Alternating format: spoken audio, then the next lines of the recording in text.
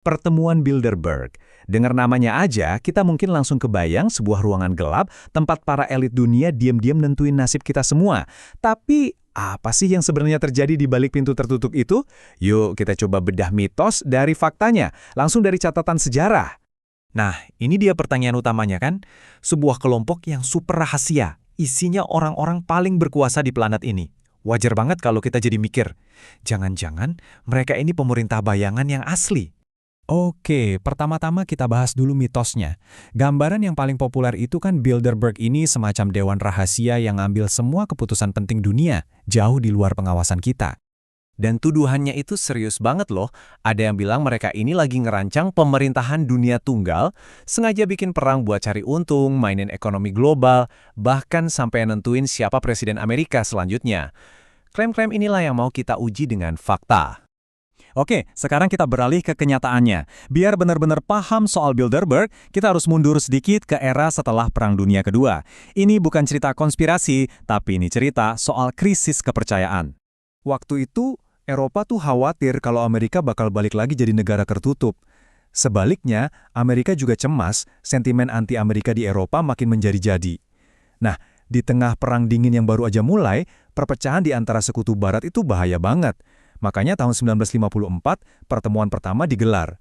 Bukan buat menguasai dunia, tapi cuma buat memperbaiki hubungan. Jadi, poin pentingnya tuh di sini. Dari awal, Bilderberg itu nggak dirancang buat bikin keputusan kayak PBB atau NATO. Tujuannya jauh lebih simpel. Jadi tempat ngobrol informal biar para pemimpin ini bisa saling ngerti. Tempat di mana mereka bisa ngomong apa adanya, tanpa basa-basi politik. Terus, siapa aja sih yang dapat undangan ke forum eksklusif ini? Dan aturan mainnya gimana kok bisa jadi misterius banget? Yuk kita lihat lebih dekat. Pesertanya itu campuran elit dari berbagai bidang. Ada politisi kayak Angela Merkel, raksasa keuangan kayak David Rockefeller, bos teknologi kayak Eric Schmidt dari Google, sampai pemikir dari media ternama. Tapi ini yang paling penting, mereka diundang sebagai individu ya, bukan sebagai perwakilan resmi negara atau perusahaan mereka. Nah, ini dia sumber kerahasiaan utama Bilderberg, aturan Chatham House. Aturannya tuh gini, kamu boleh pakai informasi apa aja yang kamu dapat dari diskusi, tapi kamu sama sekali nggak boleh bilang siapa yang ngomong atau bahkan siapa aja yang ada di ruangan itu. Titik.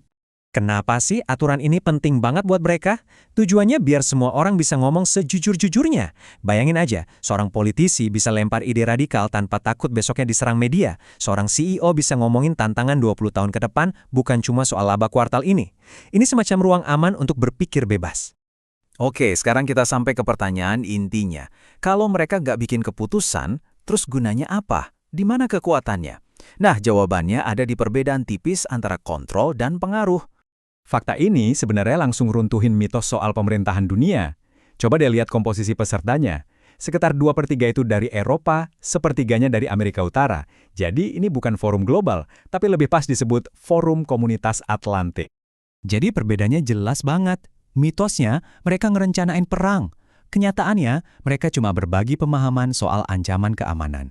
Mitosnya, mereka nentuin kebijakan ekonomi dunia. Kenyataannya, mereka coba menyamakan pandangan soal tantangan jangka panjang. Mereka nggak milih pemimpin, tapi pertemuan ini bisa jadi ajang buat ngintip siapa aja sih calon-calon pemimpin masa depan. Terus gimana pengaruh ini bekerja di dunia nyata? Kira-kira begini prosesnya. Pertama, di dalam pertemuan itu terbentuklah sebuah pemahaman bersama soal suatu isu. Kedua, para peserta ini bawa pulang pemahaman itu ke negara dan organisasinya masing-masing. Akhirnya, waktu mereka bikin keputusan, arah kebijakannya jadi cenderung mirip. Bukan karena ada yang perintahin, tapi karena mereka berakar dari cara pandang yang sama. Jadi, setelah kita bedah mitos dan realitasnya, apa dong kesimpulan akhir kita soal kelompok misterius yang satu ini? Kutipan ini kayaknya pas banget buat merangkum semuanya.